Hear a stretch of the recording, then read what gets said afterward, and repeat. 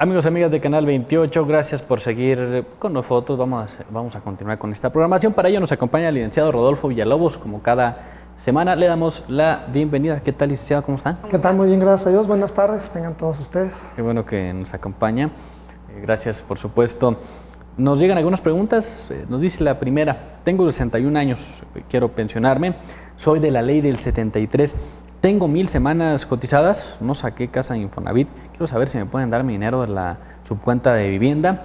Es básicamente eso. Sí, en este caso en particular sí le pueden regresar parte del dinero a su cuenta de vivienda al no haber obtenido crédito y ser de régimen 73. Cuando hagan los trámites del Seguro Social, van a calcularle la pensión y le van a establecer que hay un fondo sobrante, posiblemente su cuenta de la Afore, y hay un fondo sobrante su cuenta del Infonavit. Tanto lo que cotizó después del 97 a la fecha, como aquello que cotizó en el régimen anterior, se lo pueden regresar. Lo del 97 a la fecha, su cuenta de vivienda no tendrá problema. Lo que es el monto anterior, tampoco tiene problema, pero es un monto que se calcula un poco más bajo. Acérquese a Seguro Social para que les haga los cálculos y de ahí, ya que tenga usted los dictámenes de pensión, puede acudir al Infonavit para que hagan la devolución. Pero sí, efectivamente puede recuperar su cuenta de vivienda, tanto lo que cotizó después del 97 como lo que cotizó de manera anterior al no haber obtenido crédito. Conozco a una persona que tiene discapacidad visual, está tramitando la pensión de viudez, tiene problemas en el banco para leer las huellas de sus 10 dedos y con la firma. Nos pregunta si hay algún procedimiento especial para personas pues con esta discapacidad o alguna dependencia que pueda apoyarlos con este tema.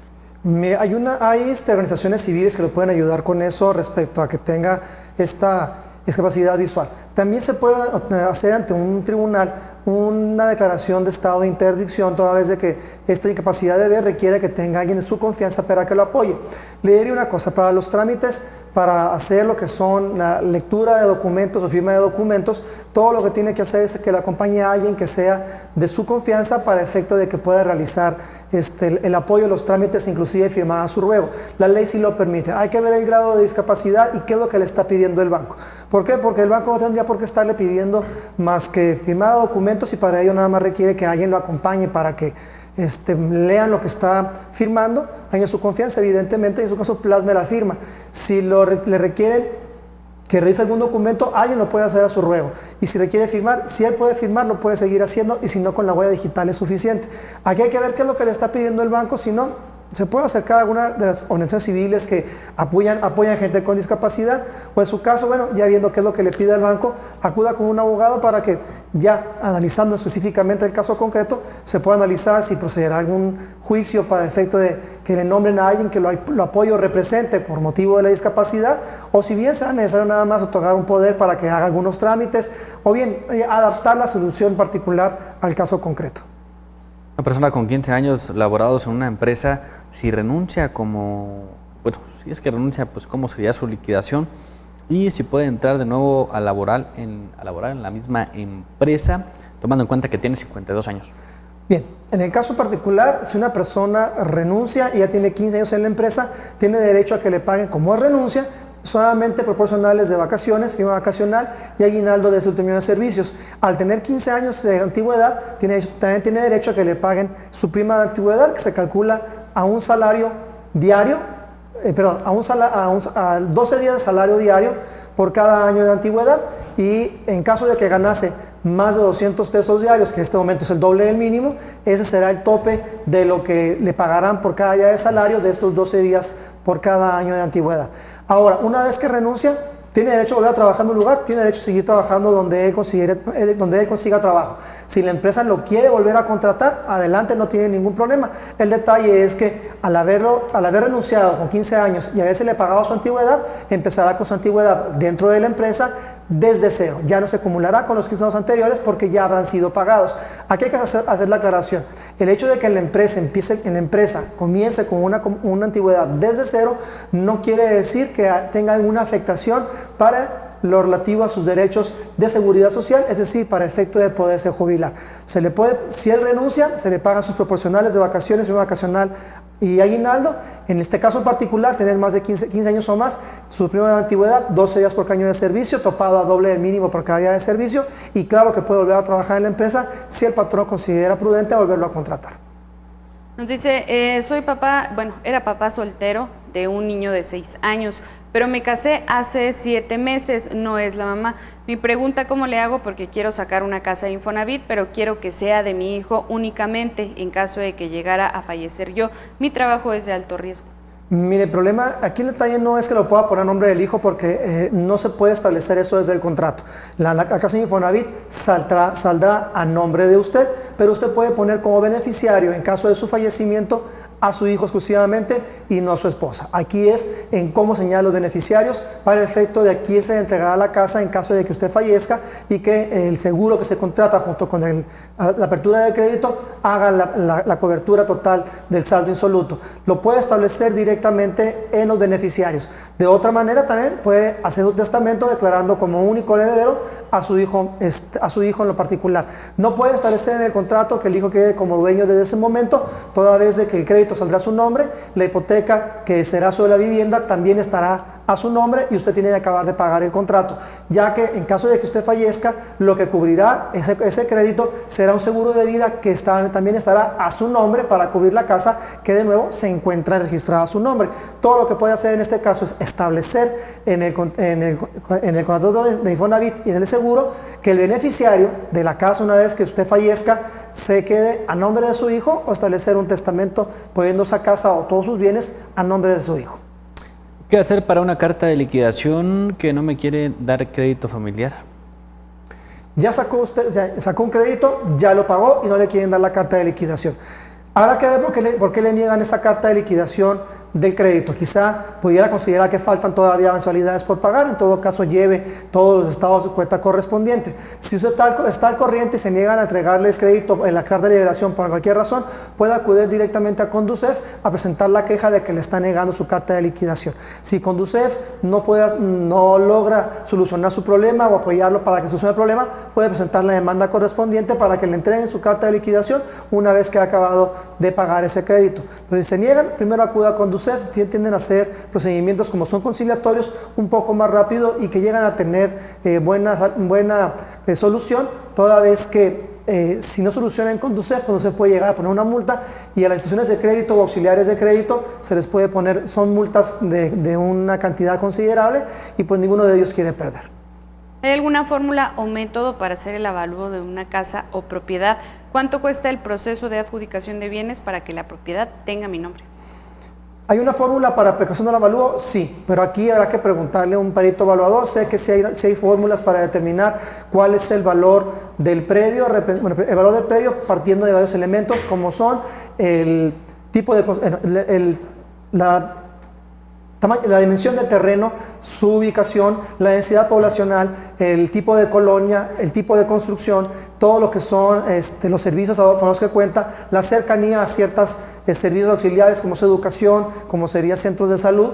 También establece elementos como serían algunos tipos de detalles como cuestión de cómo está construida la casa, qué tipo de construcción tiene, la antigüedad de la vivienda, el tipo de accesorio que tiene. Los de lujo no cuentan, pero si tiene que la ventanería de aluminio es diferente que si fuera ventanería de madera. También se analiza si tiene el material con el que está construido, es diferente una casa de block a una casa de ladrillo, a una casa de adobe. Todo eso toman en consideración y aplican una fórmula en base a una serie de variables que un perito evaluador lo maneja. Entonces sí hay una fórmula, pero habrá que preguntarle concretamente en qué se basa el perito evaluador. Y luego también en cuanto a cuál es el trámite para hacer la adjudicación. Pero primero, si la pregunta es cuál es el costo, dependerá de cómo esté realizando el trámite.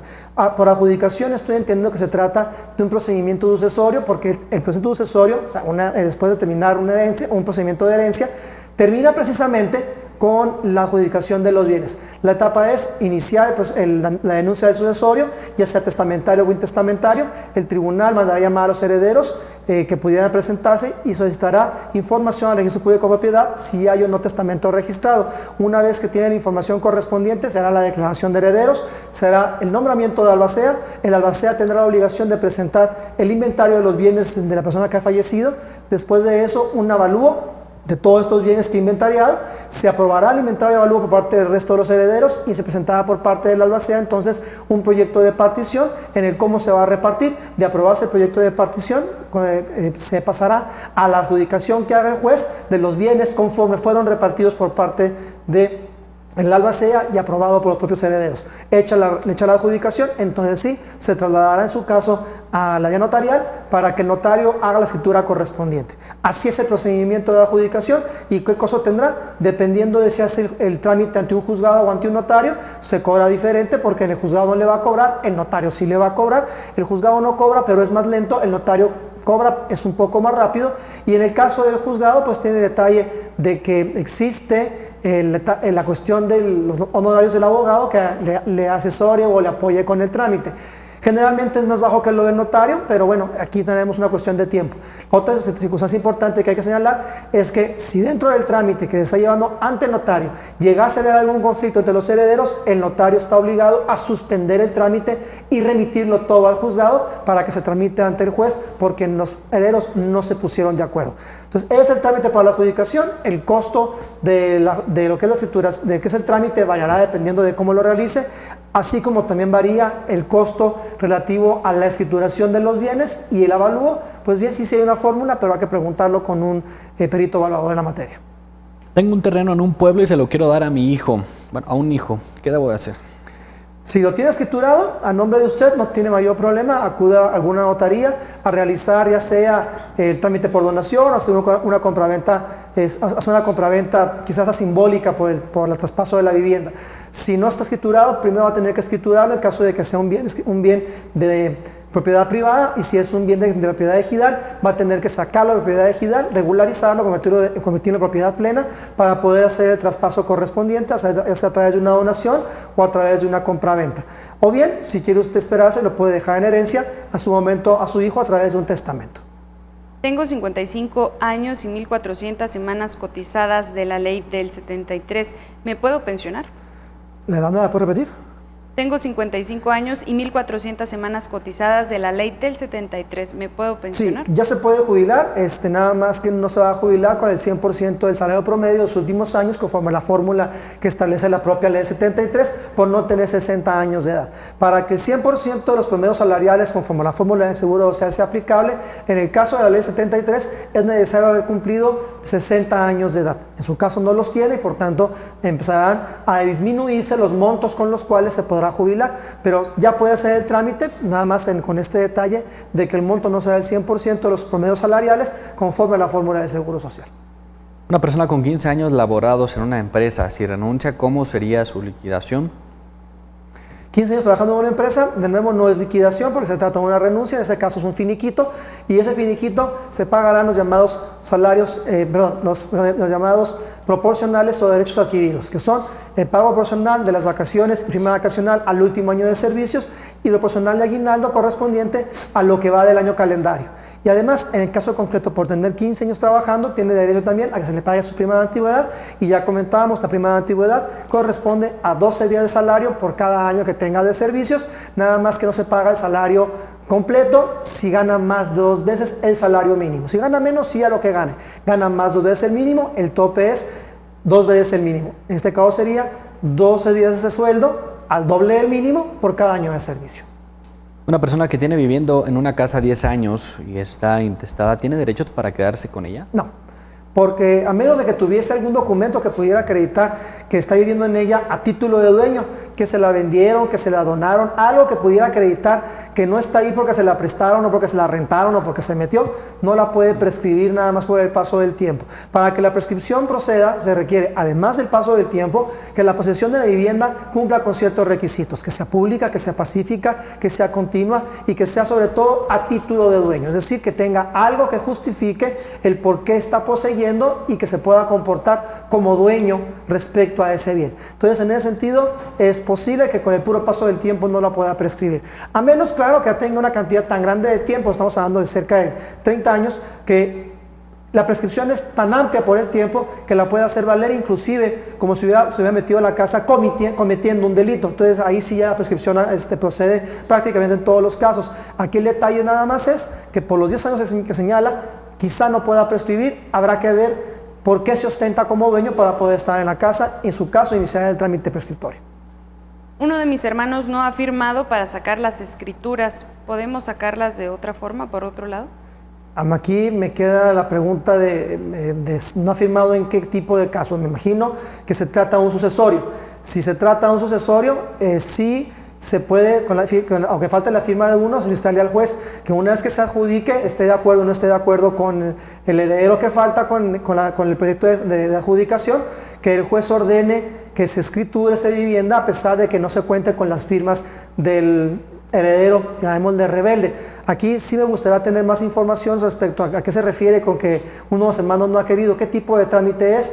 Si es un sucesorio, aunque faltase la firma de uno por negarse, pudiera válidamente, habrá que ver en qué está el trámite, cuál ha sido lo que se estaba haciendo, pero si es sucesorio, es posible que en un momento determinado, siguiendo los trámites correspondientes, se ordene la escrituración, como se haya adjudicado el bien, a pesar de que uno o alguno de los herederos no se encontrasen de acuerdo. Nos dicen, hace 17 años compró mi esposo una casa a un hijo de él e hicieron un papel entre ellos.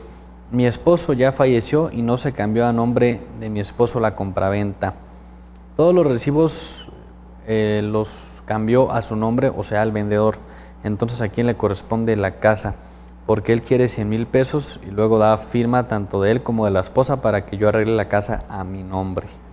Ok, aquí nada más tenemos que ver ese papel que firmó su esposo con el hijo, qué es lo que firmó, cómo está redactado, qué es un contrato, o sea, qué es lo que es. Aquí pueden haber dos situaciones. O el hijo está queriendo sacar provecho de que su papá ya falleció para sacar dinero y escriturar, o efectivamente falta de liquidarse parte del monto de la vivienda. Si falta de liquidarse parte del monto de la vivienda, entonces hay que pagarlo para que se pueda hacer escrituración en función del contrato que se firmó. Si está queriendo sacar una ventaja, hay que ver el contenido del contrato, porque quizás se pueda pedir la elevación de escritura pública, quizás se pueda pedir la prescripción, hay que ver qué es lo que se está pidiendo. Aquí el detalle es el siguiente, que posiblemente, como fue un pacto de palabra, se estableció en el contrato correspondiente, en ese papel que usted me señala, que asumo es un contrato, que se iba a pagar de forma periódica. Para poder elevar escritura pública o intentar hacer la prescripción, tiene que tener usted como comprador los elementos para acreditar que efectivamente fue liquidado el monto del adeudo. Si no, no procederá ni en elevación de la escritura pública y tampoco en su caso de la prescripción, porque le van a reconvenir o dirán algunos contrademandar el hecho de que no acabó de pagar y que está pidiendo el pago completo. Ahora, ¿qué sucede? Que para poder hacer el trámite, usted en particular no lo puede hacer, sea el que sea, porque no se trata de usted la compradora que está en el documento que su esposo le firmó con su hijo. El que firmó fue su esposo. Entonces, ¿qué tendrá que hacer? Tendrá que abrir el juicio sucesorio de su esposo, solicitar que a nombre en albacea, y como albacea a nombre de su esposo, entonces sí, hacer el trámite judicial correspondiente, elevación de escritura pública, o bien, en su caso, realizar lo correspondiente a la prescripción, siempre y cuando pueda acreditar que efectivamente la casa se acabó de pagar. También nos dicen, quiero pensionarme antes de los 60, tengo 54, ya estoy pensionada por accidente de trabajo, tengo cotizadas hasta hoy 1,305 semanas, y si se puede, ¿a dónde acudo a hacer los trámites? Tienen que acudir directamente al Seguro Social para que le hagan el trámite. Lo que van a hacer es que le van a juntar las dos pensiones, la que tiene por su incapacidad y la que tenga por vejez. Le van a sacar unos promedios en base a una fórmula que aplica el Seguro Social. Cuando digo las fórmulas de Seguro Social, es que a pesar de que está en la ley, la manera de interpretarlas y las variables que el Seguro Social maneja, a veces salen del entendimiento de uno. Por eso yo sí he recomendado constantemente, en el caso de las pensiones, acudan al Seguro Social.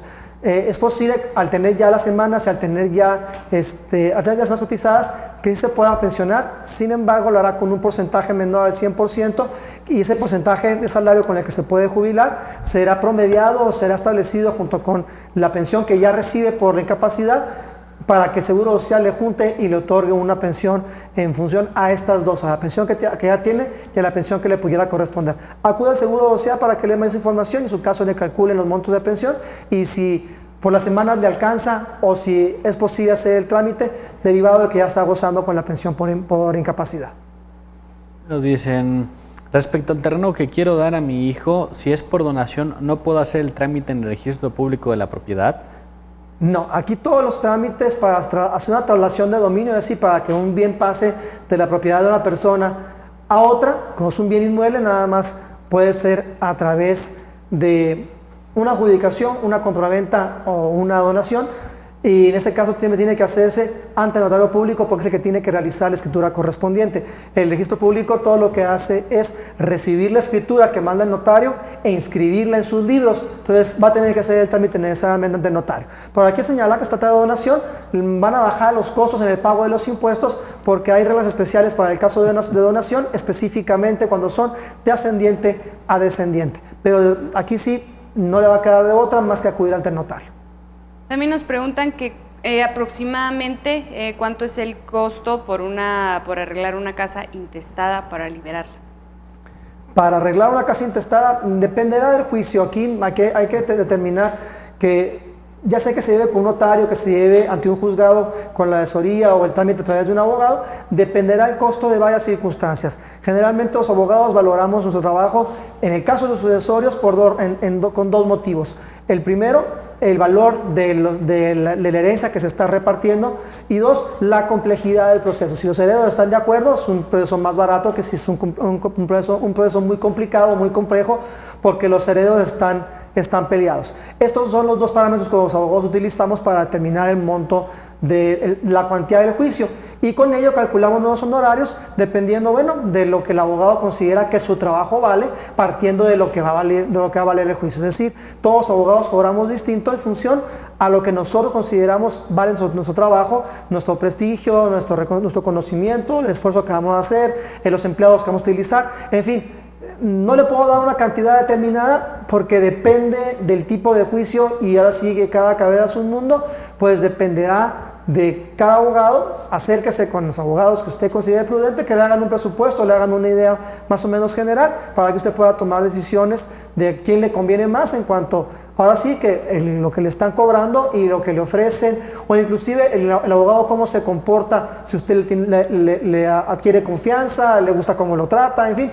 Son muchas variables que influirán para que usted tome la decisión, así como hay varias variables que el abogado tome en consideración para el cobro de los honorarios. E igual sucede con el notario. O sea, hay gastos fijos para el notario, como son los gastos de registro y los impuestos, y hay gastos que el notario ajustará, como son sus honorarios, que también dependerán del tipo de procedimiento y son complejos, en fin, son varias circunstancias. Acérquese y, como en todo, pida que le hagan varios presupuestos a efecto de que usted tenga pues una idea general de cuánto se pudiera cobrar y vea a quién le conviene más. Tengo 75 años, 4 años, 10 meses pagando 5,200 al mes en modalidad 40. 1,050 semanas cotizadas. Empecé a trabajar en 1968. ¿En cuánto me jubilarán? ¿En cuánto la jubilan? ¿Con cuánto lo jubilarían? ¿Con cuánto? ¿Con cuánto? Habrá que ver, ¿está cotizado con cuánto me dijiste? Dice que son 1,050 semanas cotizadas. Pero no dice por cuánto cotiza. Dice que tiene pagando 5,200 al mes en modalidad 40. 5,200 al mes. Ok, mire, en las hojas que le dio el Seguro Social cuando inició la modalidad 40, le van a establecer dos cantidades: el salario base de cotización y las cuotas mensuales. Por el monto que está pagando, el salario base de cotización es un salario considerablemente alto. Se va a jubilar prácticamente por la edad y por las semanas con el monto completo con el que esté registrado en la modalidad 40 cuando cumpla los 5 años de cotización. Ese que tiene 4 de infracción, cuando cumpla los 5 años, es decir, dentro de aproximadamente 6 meses, 8 meses, entendí que eran 4 años, 10 meses, 2 meses. Le faltan 2 nada más, entonces se va a jubilar prácticamente con el monto con el que está dado de alta en la modalidad 40. Vea su documentación, la modalidad 40 tiene que decirle salario base de cotización o salario de cotización, y por otro lado los montos a pagar, que son las cuotas de la modalidad 40. No se va a jubilar con las cuotas, se va a jubilar con el monto de salario de cotización. Aquí es aproximada esa cantidad, pero de nuevo acuda con el Seguro Social para que le ajusten en función a las fórmulas, porque se pasa de las semanas. La ley anterior establecía que eran solamente requeridas 500 semanas, tiene cerca de 1,500. El monto de jubilación también podrá aumentar un poco en función a la gran cantidad de semanas extras que tiene, y que buena parte de ellas se encuentran cotizadas ya con el modelo del 97, que van a aplicar parte de esos fondos para pagarle su pensión. Acuda al Seguro Social para que le hagan la cuenta, pero más o menos estamos hablando del monto con el que esté registrado. Nos dicen, hice un testamento, pero quiero cambiar el albacea. ¿Tengo que hacer uno nuevo? Sí, desgraciadamente lo va a tener que hacer. No puede hacer una mera modificación, tiene que hacer un testamento nuevo, porque a pesar de que es modificable, la modificación se da solo a través de la revocación y creación de un testamento nuevo. Nos dicen, yo le dejé herencia a mis hijos y de albacea a una hermana. ¿Qué papel tiene el albacea? Ok, el papel de albacea hay que establecer muy claramente, no necesariamente es heredero. Usted estableció en su testamento que los herederos son los hijos y el albacea simple y sencillamente es un representante de la persona que ya falleció. Es decir, como pueden quedar pendientes derechos por ejercerse o por cumplirse por parte del muerto, no sé, pagar deudas o cobrar deudas, pues le corresponde al albacea representar al muerto en la finalización de los trámites que se hayan quedado pendientes o los derechos que se hayan quedado todavía inconclusos de ya de ejercer o de exigir. En su caso también el albacea se encarga de realizar la tramitación del procedimiento sucesorio. ¿Por qué? Porque el juez no puede estar tratando con todos los herederos al mismo tiempo porque pueden ser que sean muchos y entonces se nombra a un representante que va a actuar a favor de todos los herederos, pero solamente dentro de la sucesión. Y se encarga de recolectar todos los bienes, se encarga de presentar los inventarios, de presentar los avalúos, se encarga de administrar los bienes y de cuidar los bienes del difunto en tanto se adjudiquen. Y el último, de presentar el proyecto de partición para efecto de que se reparte entre los bienes. El cargo de albaceazgo no lo hace heredero, no se queda con los bienes, no son para él. Luego piensan, es que es el albacea y los puede vender, puede hacer lo que quiera con ellos. No, el albacea es un representante. El albacea no puede vender los bienes, los puede administrar, no los puede vender si no existe una autorización por parte del juez en la cual intervinieron para otorgarla todos los herederos. ¿Qué hace? Paga las deudas, cobra las deudas pendientes, recolecta o busca consolidar los bienes del difunto y luego actúa dentro del proceso realizando el inventario, el avalúo, el proyecto de partición y el cuidado de los bienes. No necesariamente es heredero y es un cargo que hay que recordar, siempre es revocable. Cuando está en un testamento, el testador antes de morir puede revocarlo haciendo otro testamento. Una vez que se abre el testamento, los herederos pueden válidamente revocar el cargo de albacea de esta persona que fue nombrado como tal, ya sea porque no cumplió con sus obligaciones como albacea o porque simplemente ya no lo quieren como albacea y también es un cargo renunciable. El albacea puede decir, yo ya no quiero participar, ahí tomen a otra persona y renuncia al cargo albaceazgo. Es simplemente un representante primero del muerto y después de la sucesión.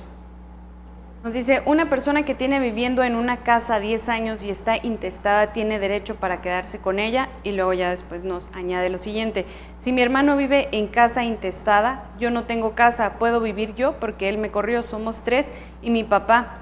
¿O qué se puede hacer en este caso? Lo que pasa es que la casa en ese momento no tiene un dueño en particular, porque como hemos comentado, mientras se encuentra intestada, sigue el nombre del muerto. Entonces usted que diga, es que usted es heredero, me quiero meter a la brava, pues lo puede hacer en los hechos, o que jurídicamente no va a contar realmente con un derecho que justifique cómo entra a la casa. Y por otro lado, su hermano no tiene razón para correrlo, salvo que sea nombrado albacea de la sucesión. Aquí lo que tienen que hacer es abrir el juicio sucesorio para determinar cuál será el destino de esa casa y poder tomar las decisiones correspondientes. Y el hecho de que se quede ahí, aunque esté intestada, no la va a poder reclamar si no puede acreditar por qué está viviendo en la casa y comportándose como dueño de la misma. O sea, no es que me metí porque mis papás me lo dejaron, mientras no sea el testamento no le han dejado nada. Es que me dijeron que me iba a regalar, eso no es suficiente para justificarlo. Tiene que tener algo que justifique por qué se encuentra en la vivienda en la forma de como si fuera dueño, y no está tan sencillo. Hay que abrir el juicio sucesorio para poder determinar qué es lo que sigue ahí. Hace 3 años que pagué por acuerdo al banco una tarjeta. ¿Cuánto tardo para salir del buró? Hace 3 años le faltan 2 más. Una vez cerradas las cuentas de buró de crédito, son 5 años como máximo para salir de ello, una vez que es cerrada la cuenta correspondiente. Puede ser menos si el cierre del crédito se da con motivo del pago anticipado del mismo y que no exista una cuestión de que cayó en mora, dejó de pagar, hubo un arreglo para que pagara menos, simplemente liquidó, pueden ser menos, pueden ser hasta 3 años para salir de buró de crédito como mínimo. Lo mínimo que hubo un crédito en buró de crédito registrado son 3 años a partir de que se liquida o que se declara como incobrable. La regla normal son 5, entonces si ya lo liquidó, ya tiene 3, lo más probable es que le falten 2 más todavía.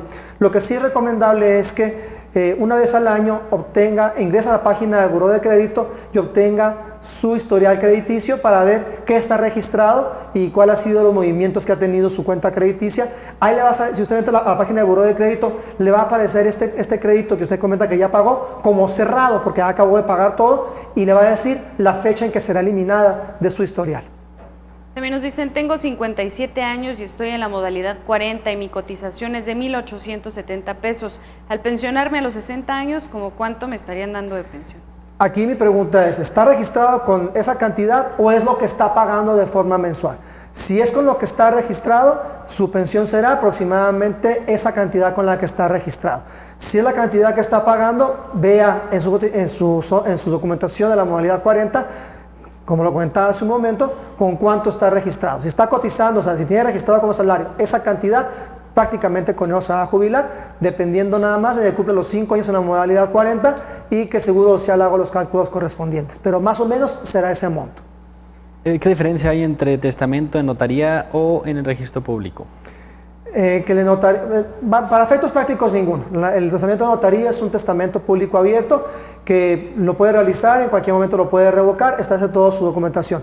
Ante el registro público hacen un testamento que es simplificado, pero está dirigido nada más a un bien inmueble en particular, o bien que usted presente lo que es el testamento hológrafo, que hace su puño y letra, lo hace duplicado, lo mete en un sobre cerrado, ese sobre se lacra, se le pone un sello de cera, se le ponen los sellos de identificación, se le entrega a uno a usted, se registra el otro. ¿Qué diferencia hay en testamentos para efectos específicos del contenido? Ninguno. El problema que se puede dar es nada más cómo se van a realizar las aperturas y cómo se va a realizar el juicio, porque el testamento hológrafo, que es hecho de puño y letra, que nada más se lleva al registro público de propiedad, posiblemente requiera que sea ratificado por aquellas personas que firmaron como testigos del mismo.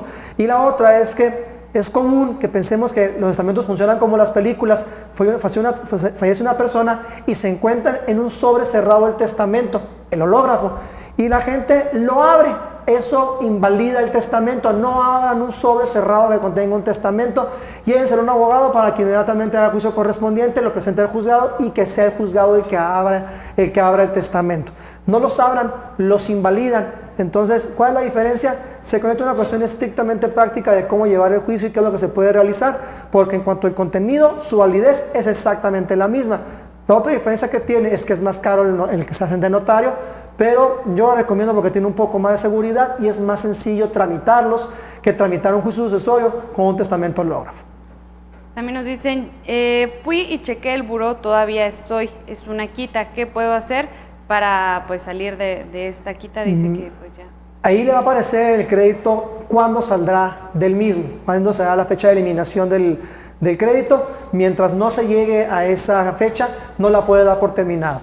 ¿Por qué? O no puede eliminar la inscripción, porque el buró de crédito, a final de cuentas, es un registro que contiene nuestro historial crediticio y solamente los créditos pagados de manera, a tiempo y que no han sido sujetos a ningún tipo de procedimiento de compensación o de apoyo o de descuento, que es la quita propiamente dicha, en función de haber caído en mora, se pueden sacar antes. Aquí no puede hacer nada en tanto siga contando en su crédito, siga estando el crédito dentro de la fecha para su eliminación del registro por haberse incurrido en una mora y haber sido sujeto de liquidación por medio de quita. Le tiene que aparecer como cerrado, pero le va a decir cuándo lo van a quitar y ese plazo usted no lo puede modificar bajo ningún medio, ni a través de un juicio, ni a través de una queja en Conducef. Ya ha sido decretado que este tipo de registros no le violentan en nada, simplemente es una cuestión de seguridad y por tanto no lo puede quitar en tanto no se termine el plazo que señala el propio reporte de crédito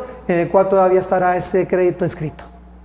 Me nos dicen, Si pudiera dar su número ya para también finalizar con este segmento. Sí, claro que sí, con todo gusto. Mi teléfono es el 614-415-1514. Repito, 614-415-1514. El horario donde se encuentra la oficina es de 9 de la mañana a 2 de la tarde. Márquenos el día que usted guste. No hago consultas por teléfono, esto sí debo de recordarlo porque luego así me sucede. No hago consultas por teléfono, todas son para sacar una cita y poderlo atender, dedicarle el tiempo que usted merece, revisar la documentación que usted pueda llevar, poder resolver pues todas las dudas que pueda usted tener, recordando que toda consulta tiene un costo. Llámenos, haga su cita, 614-415-1514. Gracias también por estar con nosotros. Recuerde valorar, disfrutar, agradecer cada momento que la vida le otorga, porque el tiempo no retornará jamás.